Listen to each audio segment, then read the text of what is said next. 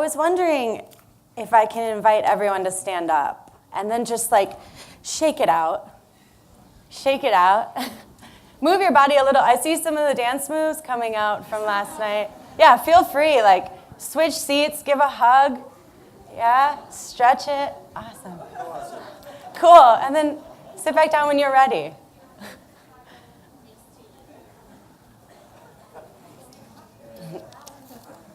I'm also going to ask you to do another thing because I need you to listen. And I find that in the world where we think so much, we spend all of our time thinking. So for a while, if you could also drop into your heart and listen to me from that space, it would help. It's odd to be 10 years old, so little in the back of a police car. I remember sinking into the seats, breathing really heavy, with sweat dripping down my face from the struggle to get me in the car. I remember not caring that the bumps on the road were hitting my head hard against the glass because in that time in my life, everything hurt, inside and out.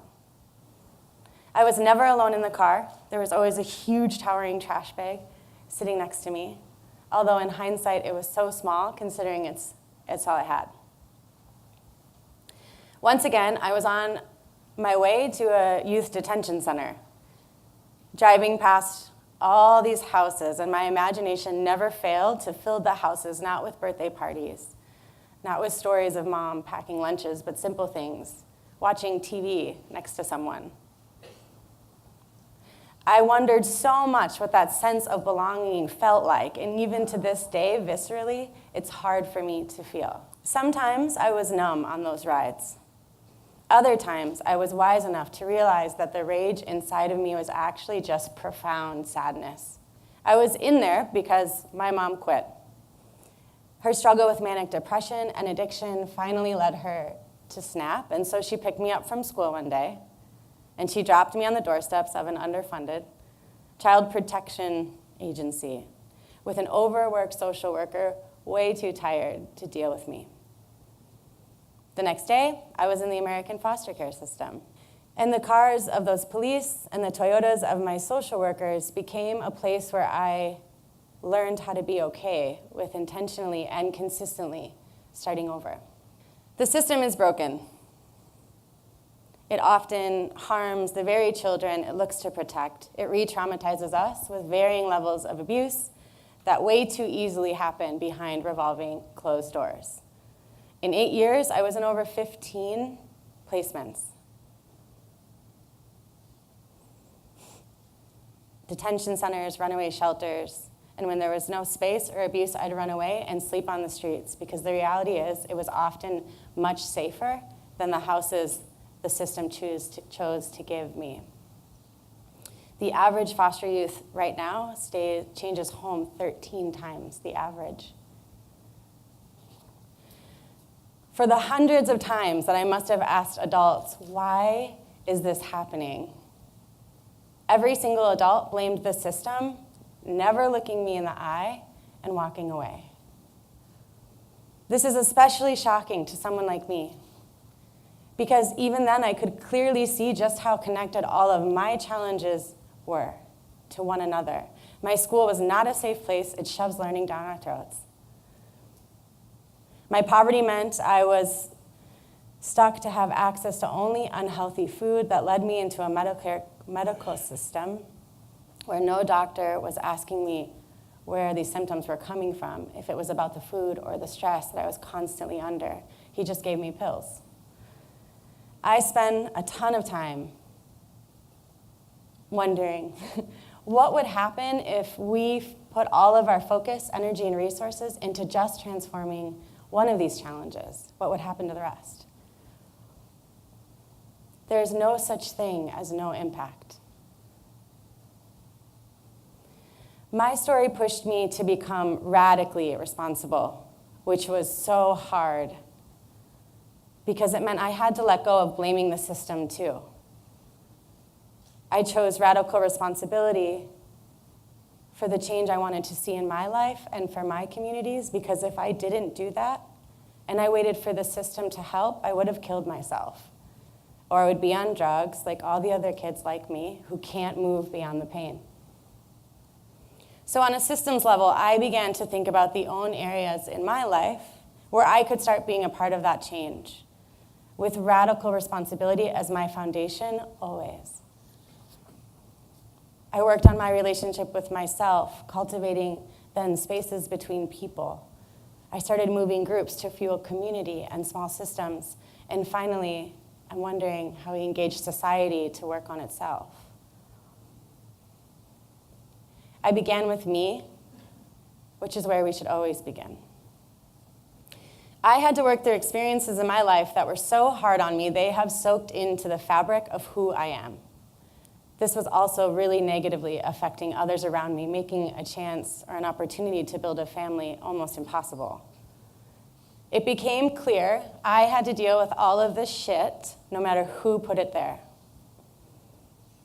If I couldn't transform this pain, then ideas, solutions, important conversations, opportunities for change would end with me and my lack of self-awareness. The cycle continues. I especially needed to do this if I wanted to lead that change and if I wanted to fix some of these challenges within my lifetime. Here, I practice noticing when I am the problem. Once I became aware of how I affected others, I could then trust myself to bring people together. I had a hard time finding change happening around me. And so instead, I figured I would create at least the conditions for change. I found empty rooms, playgrounds, shady trees, boardrooms, and I brought people together so they could talk about life without excuses and opinions in the room. I figured out how to help people share honestly, and I helped others learn how to deeply listen. This is where radical collaboration started to enter my life. It was such a hard stretch to cultivate the habit of radical responsibility, which kept me safe, to the new habit the new habit of radical collaboration, that I not only needed others, but I needed to trust them. It's terrifying. I learned there that collaboration has very little to do with sitting in a circle. What matters is what you do with that circle. What matters is the spaces in between the people. That is the system. We are the system. So here I practice the courage to invite people in as often as I can, ensuring that when they get there, the conditions will definitely be different. As I grew as a leader, I began to struggle with and experiment with increasing complexity and adding way more people to these tables. I chose to step into organizations that were small but brave in redesigning what quality program actually looks like, alongside organizations smart enough to care about their internal culture and the people who work for them as much as their external impact. They are deeply correlated. This is where I began to master the use of human-centered design. It's a buzzword, but it means radically collaborative problem solving. And it needs diversity to thrive. Working with people started to become less terrifying for me. What I discovered is that when you invite people in, people come. People care, and they care for the right reasons. Committed board members, janitors, cross-sector funders, strangers, homeless guys who have now become my good friends, people who are looking to find meaning outside of their jobs, they all came. And if I can maintain the conditions for change, the outcomes every time are far more powerful. Here I practice guiding people and moving them through the intensely hard work of collaboration. So my frustration for the community development sector started to eat me alive. And so did never allowing myself a break from the violence. As soon as I transitioned out of the foster care system, I started working with youth who were being abused. So I needed a break. And I started over again, making a huge leap to becoming an entrepreneur. with some amazing people, with my eyes set on building more meaningful social impact and maybe even faster social impact. Our social for-profit company works outside of traditional systems on purpose so that we can pull all sectors together without the rules that hold many of us in this room back. Here I practice making grounded decisions for everyone. I decide who to work with, and I decide who I'm not working with anymore, people that abuse their power. I practice finding the entrepreneurs, or as my team calls them, the moles, inside of highly bureaucratic organizations and watch them create change in small but incredibly significant ways. So all these levels, all these circles are areas that I constantly revisit and work on. And if it's okay with you, I want to give us a moment to reflect on how you're doing in these circles. And I want you to think about not the success, but here in this space, I want you to think about where are you struggling? Because I'm a human, I know we're always really hard on ourselves. But don't be hard on yourself. Growth is not linear. Some of us need to go back and think about the things that have shaped us, whether you were in the foster care system or not. And others are ready to step up and grab courage and catalyze change on way different levels. You might think that one level here, one circle is more complex than another, but the reality is they're all insanely complex. There is no mastery. There's only practice. Start over every day. This is the part of the speech where I was going to tell you about this amazing work that we're lucky enough to drive. I was going to share some battle wounds. I was going to tell you about failures, because we've had them. I was also going to give you impressive stats, since everyone loves them. Thinking that that might inspire you to actually use more collaborative processes like human-centered design, but inspiration didn't seem to be enough. I felt like it was way more important to pull you back to my story, because I realized I finally had a chance as a child to tell the system what I needed then, especially since not much has changed in my hood. First, your refusal to collaborate is hurting me, and it's a choice. Not many of us are actually good at communication. This is why we suck at collaboration. We're so bad at it. We don't listen. We are already inserting our ideas and experiences and hijacking people's stories and realities before they even finish telling us them. I can imagine that's why it's hard for the world to share honestly right now. Maybe not listening is the link to why it's also hard to commit to the long-term relationships we need to work through the challenges that are going to come. Change is on the other side of the challenge. Change is moving through the challenge together. But we're scared of that, and we call it conflict. For many of you, when collaboration doesn't go right away, you quit. Please don't quit. Start over.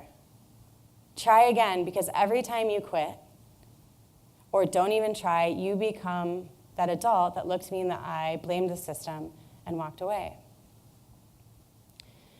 Don't be a know-it-all. Stop it. I do it too.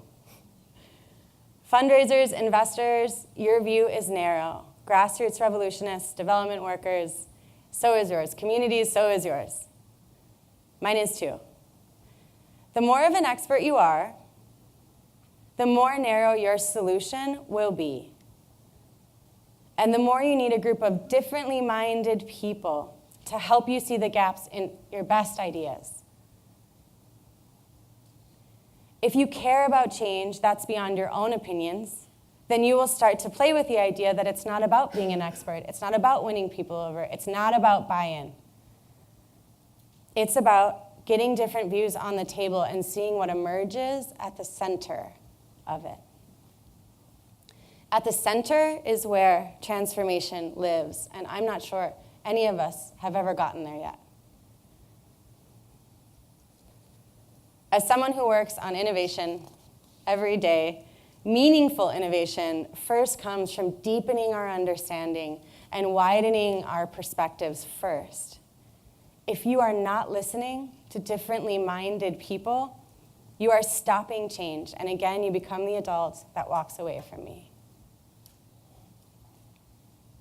Stop thinking you are better than others around you. I am blown away, I am seriously blown away at how arrogant we are. We actually believe that we have enough understanding of another person's experience, let alone a community, the 1,000 of experiences that make us up, who we are and how we feel, that we could possibly solve a challenge for them without them. Stop calling me a beneficiary of your knowledge, of your great ideas, or your resources. Invite people in who are experiencing those challenges, and make sure that they make up at least 50% of your tables, not one. Because we have understanding your books and your degrees will never be able to teach you. Maslow's hierarchy of needs is not only outdated, but it's not true. Even when my body was being abused, even when I was hungry, I was always building my self-esteem. I was always thinking about the future. I was always self-actualizing. In my hardest moments is when I was actually most creative and expressive. I found my voice there because it wasn't allowed anywhere else, and that's something to talk about. The fact is, my voice and my agency was never yours to take. And it's hard for me to see communities fighting so hard to get their voice back. What makes me even more sad is that some of those communities and some of us have forgotten our voice because it wasn't allowed. My life doesn't fit in your tick box. Stop minimizing what matters to me by hollow evaluations. Stop taking time away from my social workers to write reports literally no one reads. She could have been spending 20 more minutes with me, and that is everything to a 10-year-old. The few programs and the few well-trained youth workers who were around in my life were not failures, but for sure your evaluations would have said so. Besides the fact that your questions are all wrong, your need to prove yourself instantly is crazy. You can't measure healing and growth. It's not linear, remember? Your evaluations also don't capture the moments that matter because many of your programs are flawed by design. You haven't asked me what kind of program I want in the first place. It's a systems problem. It's a big one. People sticking with me mattered. People still showing up when my anger got the best of me and I broke windows. Those people mattered. Not being kicked out of programs for bad behavior, which was really just pain, and being able to try again. That's why I'm resilient, and that's why a broken system didn't have an output of a broken adult.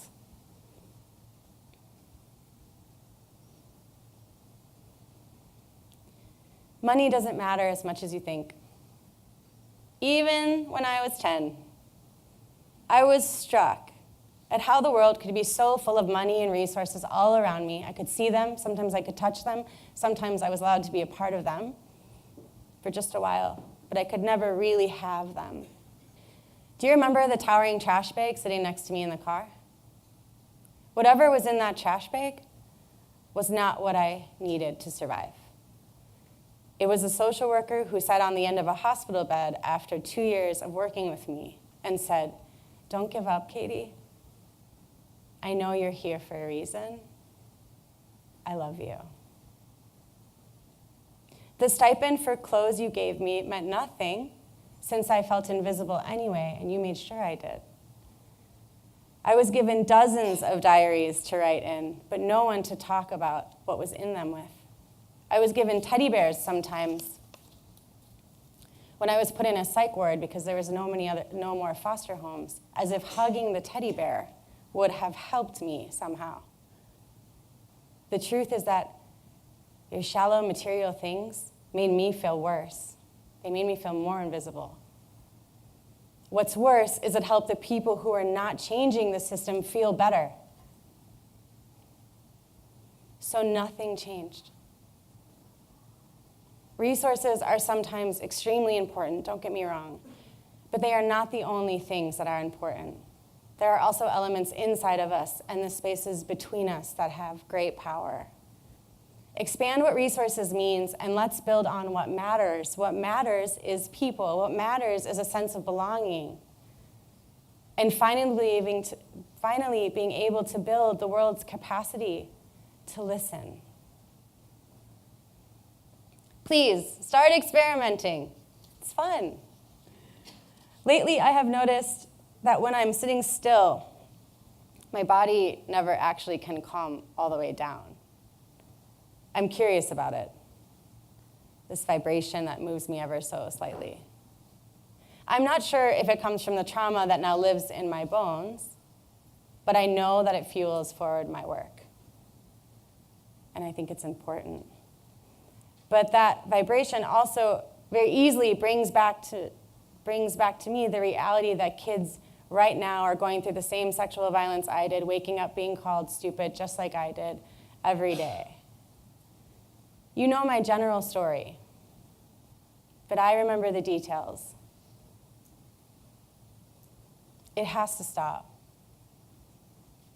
Please, share risk with everyone else around you, because that is what collaboration is as well. Test your ideas way more quickly than you are. Work with people who are fueled by the same vision, the one that lives outside their egos, and start over as many times as you feel like you need to. I give you permission. Meaningful solutions will come much faster this way, and we are wasting time. Seriously, play more. Like last night. This work is hard. It's never over. Find time to laugh and be silly so the work doesn't drain you so much that you have to leave. This is a reality for my life right now. Play more. Being a kid is so far away from me now. But sometimes I still feel like I'm sitting in the cop car, breathing heavy, and now I'm banging my head against the window on purpose. I'm still profoundly sad. It's hard for me to see us still blaming the system, because I know that the space between you and I is the system. We can't see it, so we blame it. And even if it's invisible, it's powerful. That's why I have hope. I have a lot of hope. I have hope for what's next. In fact, I have so much hope, I built a company around this hope. I ensure that daily I get to see all types of people coming together and standing in radical responsibility and moving towards radical collaboration, leaving power and leaving pain at the door.